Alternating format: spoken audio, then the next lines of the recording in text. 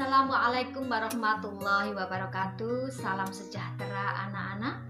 Mari kita belajar lagi tentang bahasa Indonesia dengan materi telaah struktur teks tanggapan. Nah, anak-anak, pada kesempatan yang lalu kita sudah berbincang tentang struktur teks tanggapan dan kebahasaan teks tanggapan. Pada kesempatan hari ini kita mencoba untuk menelaah. Sebelum kita menelaah, mari Ibu buka kembali refleksi kegiatan pembelajaran pada kesempatan yang lalu, yaitu tentang strukturnya, konteks, deskripsi, dan penilaian. Konteks berkenaan dengan apa yang dibicarakan, di mana peristiwa tersebut terjadi, dan peristiwa apa yang dibicarakan. Masih ingat anak-anak ya? Bagus sekali. Nah, selanjutnya anak-anak bergerak tentang deskripsi. Ketika berbicara tentang deskripsi berarti kalian harus menelaah, mendeskripsikan, memerincikan, menggambarkan hal-hal apakah yang ditanggapi dengan rinci anak-anak ya. Bisa jadi dalam deskripsi itu ada deskripsi pengarang, ada deskripsi karya, ataupun ada deskripsi yang lain. Gitu anak-anak ya? Masih ingat? Iya, bagus sekali.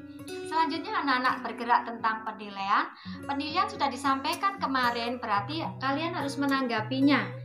Memberikan kritik, memberikan saran. Jangan lupa, pujilah karya tersebut dengan baik isi maupun layout ataupun nilai-nilai moral dalam karya tersebut. Jelas ya anak-anak ya? Iya, baik sekali. Selanjutnya anak-anak mari kita belajar tentang menelaah teks berikut, yaitu teks tanggapan. Yang ditelaah adalah tentang karya Student Hijau, karya Marco Kartodikromo. Baik anak-anak, kita telaah ya. Kita katakan bahwa kita masuk konteks pengarang dan karya. Jadi dikatakan bahwa siapapun yang pernah mempelajari kesastraan Indonesia selama 30 tahun terakhir tentu mengenal Mas Marco yang dikatakan sebagai Marco Kartodikromo dengan karya Student Hijau. Nah, ini dalam bagian ini coba perhatikan, di situ ada pengarangnya. Ada sekilas pandang tentang karyanya yang dikatakan sebagai karya sastra yang ketika itu mendobrak apa? Mendobrak aturan pada saat kolonialisme Belanda, yaitu karya buku Student Hijau. Nah, itu sekilas anak-anak. Mari kita bergerak tentang deskripsi pengarang dan karya. Dalam deskripsi pengarang dan karya, kita akan mengulas lebih dalam siapakah si Mas Marco tersebut. Nah, mari kita pelajari anak-anak ya. Student Hijau muncul tahun 1918 dalam cerita bersambung di harian Sinar Hindia. Kemudian terbit menjadi sebuah buku. Dan ternyata anak-anak di situ dikatakan peredarannya tidak lama karena disita oleh pemerintah kolonial. Mengapa disita? Tentu ada hal-hal yang membahayakan kekuasaan pada saat pemerintahan tersebut. Makanya karya Student Hijau adalah karya yang dikatakan sebagai karya yang tidak direstui oleh pemerintahan kolonial. Nah, ini anak-anak, ternyata dalam deskripsi pengarang dan karya, di situ disebutkan tentang siapa pengarang tersebut dan mengapa karya tersebut tidak direstui oleh pemerintah. Itu dikatakan dalam deskripsi pengarang dan karyanya. Nah, anak-anak, sekarang kita berlanjut tentang deskripsi karya. Kita akan mengulas apakah buku Student Hijau tersebut isinya apa. Mengapa karya tersebut sampai dilarang oleh pemerintah kolonialisme Belanda pada saat itu. Nah, anak-anak, mari kita pelajari ya. Baiklah, karya Student Hijau menggambarkan secara plastis kehidupan kaum priayi Jawa dengan kemudahan yang mereka peroleh. Ternyata pada saat itu kaum priayi Jawa ini memiliki banyak prioritas dari pemerintah Hindia Belanda, anak-anak, terutama pada suasana pergerakan syariat Islam. Tokoh novel tersebut mencurahkan waktunya dalam berbagai kegiatan, dalam kegiatan politik, anak-anak. Coba di situ dilihat ya. Kisah tersebut diawali dengan rencana orang tua Hijau menyekolahkan ke Belanda. Ayah Hijau, Raden Potronoyo, berharap dengan mengirimkan Hijau ke Belanda, dia bisa mengangkat derajat keluarganya. Nah, anak-anak, jelas ya, di sini diceritakan bahwa si tokoh tersebut adalah seorang priayi Jawa, anak-anak. Orang tuanya ingin menyekolahkan ke negeri Belanda. Untuk apa? Tentu untuk menyetarakan derajat status antara pribumi dengan kolonialisme Belanda pada saat itu.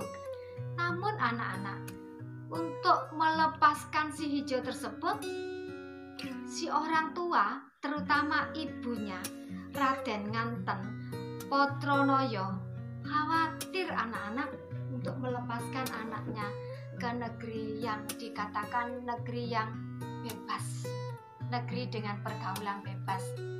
Ya, kekhawatiran tersebut aman nyata karena pada saat itu Indonesia syarat dengan aturan-aturan etika, memiliki segudang adat istiadat yang tentu tidak sama dengan pergaulan masyarakat barat.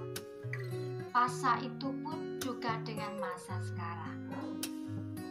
Demikian anak-anak ya. Nah, pada saat itu dilanjut lagi dengan penilaian terhadap karya. Ya.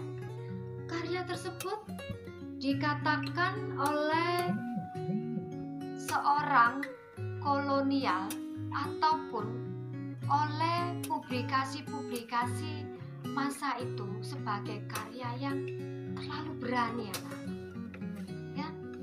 Kenapa dikatakan sebagai karya berani? Karena karya tersebut dalam Student Hijau tersebut diceritakan bahwa perempuan itu tidak layak untuk menghadiri rapat-rapat umum. Nanti dikatakan bahwa perempuan itu akan bikin perkumpulan sendiri. Nah, anak-anak, ketika perempuan itu berkumpul, berdiskusi, ternyata pada saat itu dikhawatirkan oleh pemerintah. Jangan-jangan mereka membuat perkumpulan sendiri untuk memintarkan, memandaikan kaum pribumi, dan hal itu dikhawatirkan oleh pemerintah Hindia Belanda. Dengan pinternya pribumi tentu akan mengkhawatirkan kedudukan Hindia Belanda, bisa saja mereka akan melakukan pemberontakan. Nah, anak-anak ya. Oleh karena itu di situ dikatakan bahwa perubahan terparah dilakukan oleh penerbit Bentang Budaya. Rupanya penerbit ini memiliki misi, visi, karya yang terlalu berani akan dipangkas bahasanya, perlu diperhalus bahasanya. Makanya dikatakan bahwa di sini dikatakan ada pemerkosaan naskah, anak-anak. Pemerkosaan bahasa naskah. Bahasa tersebut jangan terlalu vulgar hingga menohok pemerintah kolonial Belanda pada saat itu. Makanya diperhalus oleh penerbit dengan editor yang luar biasa karena itu ya anak-anak. Agar kenapa? Bahasanya agar sesuai dengan bahasa Indonesia terkini kala itu. Nah, inilah peran penerbit, peran editor. Karya sastra ketika itu amat baik, amat bagus kontribusinya. Nah, ketika tadi penilaian terhadap karya, sekarang penilaian terhadap penerbitan. Penilaian terhadap penerbitan diawali dengan dialog yang menjelaskan di naskah asli tertulis Menir Jepris, kata kontrolir kepada sergen yang hendak masuk sekolah militer itu. Waktu dia maki-maki kepada jongos kapal orang Jawa, lantaran jongos itu kurang cepat melayani permintaannya itu.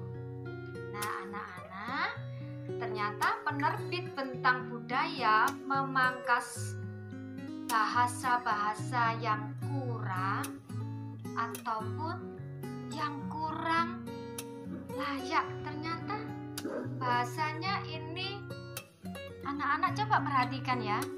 Dialog yang pertama itu dengan bahasa Indonesia yang belum disempurnakan anak-anak. Pada bagian yang di bawah coba lihat itu sudah dengan bahasa Indonesia yang disempurnakan anak-anak. Nah, inilah penerbit memiliki hak untuk edit dengan editor sesuai dengan bahasa yang sedang berkembang ya anak-anak. Namun terlepas dari itu adalah ada hal-hal yang menarik yang layak untuk dihargai dan mendapat tempat yang layak dalam kesastraan Indonesia. Yaitu apa anak-anak? Ya betul, karya ini adalah karya salah satu pendobrak dengan karya yang lain seperti Matahariya dan Mata Gelap. Nah, ini anak-anak ya, penilaian terhadap penerbitan lebih layak terhadap kinerja editor. Editor memiliki peran penting bahwa naskah itu layak beredar, layak publikasi ataupun tidak. Iya, terima kasih anak-anak sudah bergabung dalam kegiatan hari ini. Saya harap kegiatan hari ini bermanfaat dan semangat kalian semakin terpompa untuk mampu menelaah karya sastra atau karya yang lain dengan kritis, dengan kreatif, dan inovatif. Anak-anak yang berbahagia, saya akhiri. Semoga bermanfaat. Wassalamualaikum warahmatullahi wabarakatuh.